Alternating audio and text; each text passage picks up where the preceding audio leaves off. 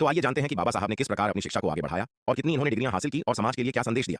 दोस्तों, यदि हमारे चैनल पर आप पहली बार देख रहे हैं तो हमारे चैनल को आप सब्सक्राइब जरूर कर लेना और खासकर बाबा साहब को मानने वाले तो अवश्य चैनल को सब्सक्राइब कर ही लेना। तो चलिए वीडियो शुरू करते हैं। अंबेडकर की प्रारंभिक शिक्षा सतारा महाराष्ट्र में ही हुई, जहां राजवाड़ा चौक पर स्थित तो आइए जानते हैं कि बाबा साहब ने किस प्रकार अपनी शिक्षा को आगे बढ़ाया और कितनी इन्होंने डिग्रियां हासिल की और समाज के लिए क्या संदेश दिया। दोस्तों, यदि हमारे चैनल पर आप पहली बार देख रहे हैं तो हमारे चैनल को आप सब्सक्राइब जरूर कर लेना और खासकर बाबा साहब को मानने वाले तो अवश्य चैनल को सब्सक्राइब कर ही लेना। तो चलिए वीडियो शुरू करते हैं। अंबेडकर की प्रारंभिक शिक्षा सतारा महाराष्ट्र में ही हुई, जहां राजवाड़ा चौक पर स्थित एक शासकीय हाई स्कूल था, जो अब प्रताप सिंह हाई स्कूल के नाम से जाना जाता है। इन्होंने 7 नवंबर 1900 को अंग्रेजी की पहली कक्षा में प्रवेश लिया। किसी दिन से इनका शैक्षणिक जीवन प्रारंभ हुआ और इसी कारण उसे दिन से लेकर आज तक महाराष्ट्र में 7 नवंबर को विद्यार्थी दिवस के रूप में भी मनाया जाता है।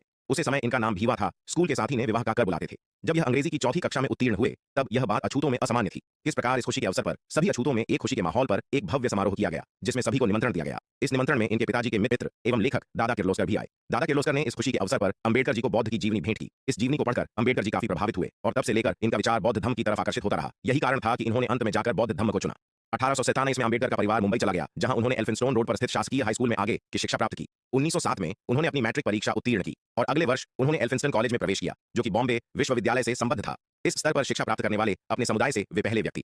1912 तक उन्होंने बॉम्बे विश्वविद्यालय से अर्थशास्त्र और राजनीतिक विज्ञान में कला स्नातक BA प्राप्त की और बड़ौदा राज्य सरकार के साथ काम करने लगे। 1913 में अंबेडकर 22 वर्ष की आयु में संयुक्त राज्य अमेरिका चले गए, जहां उन्हें सयाजीराव गायकवाड़ तृतीय बड़ौदा के गायकवाड़ द्वारा स्थापित एक योजना के अंतर्गत न्यूयॉर्क नगर स्थित कोलंबिया विश्वविद्यालय में स्नातकोत्तर शिक्षा के अवसर प्रदान करने के लिए 3 वर्ष के लिए $11,050 प्रति माह बड़ौदा राज्य की छात्रवृत्ति प्रदान की गई थी। वहां पहुंचने के तुरंत बाद वे लिविंगस्टन हॉल में पारसी मित्र नवल भातेना के साथ बस गए। जून 1915 में उन्होंने अपनी कला स्नातकोत्तर MA परीक्षा पास की, जिसमें अर्थशास्त्र प्रमुख विषय और समाजशास्त्र, इतिहास, दर्शनशास्त्र और मानव विज्ञान यह अन्य विषय थे। उन्होंने स्नातकोत्तर के लिए प्राचीन भारतीय वाणिज्य एंशिएंट इंडियन कॉमर्स विषय पर शोध कार्य प्रस्तुत किया। अंबेडकर जॉन डेवी और लोकतंत्र पर उनके काम से प्रभावित थे। 1916 में उन्हें अपना दूसरा शोध कार्य भारत का राष्ट्रीय लाभांश, एक ऐतिहासिक और विश्लेषणात्मक अध्ययन, national dividend of India, a historical and analytical study के लिए दूसरी कला स्नातकोत्तर प्रदान की गई और अंततः उन्होंने लंदन की राह ली। 1916 में अपने तीसरे शोध कार्य ब्रिटिश भारत में प्रांतीय वित्त का विकास, evolution of provincial finance in British India के लिए अर्थशास्त्र में PhD प्राप्त की। अपने शोध कार्य को प्रकाशित करने के बाद 1927 में अधिकृत रूप से PhD प्रदान की गई। 1 मई को उन्होंने मानव विज्ञानी अलेक्जेंडर गोल्डनवेइजर द्वारा आयोजित एक सेमिनार में भारत में जातियां, उनकी प्रणाली, उत्पत्ति और विकास नामक एक शोध पत्र प्रस्तुत किया, जो उनका पहला प्रकाशित पत्र था।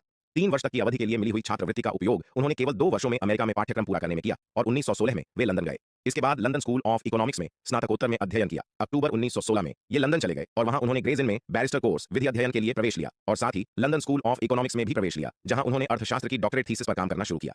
जून 1917 में विवश होकर उन्हें अपना अध्ययन अस्थायी तौर पर बीच में ही छोड़कर भारत लौट आए, क्योंकि बड़ौदा राज्य से उनकी छात्रवृत्ति समाप्त हो गई थी।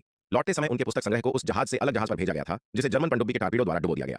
ये प्रथम विश्व युद्ध का काल था। उन्हें 4 साल के भीतर अपने थीसिस के लिए लंदन लौटने की अनुमति मिली। बड़ौदा राज्य के सेना सचिव के रूप में काम करते हुए अपने जीवन में अचानक फिर से आए भेदभाव से डॉ. भीमराव आम्बेडकर निराश हो गए और अपनी नौकरी छोड़ एक निजी ट्यूटर और लेखाकार के रूप कार्य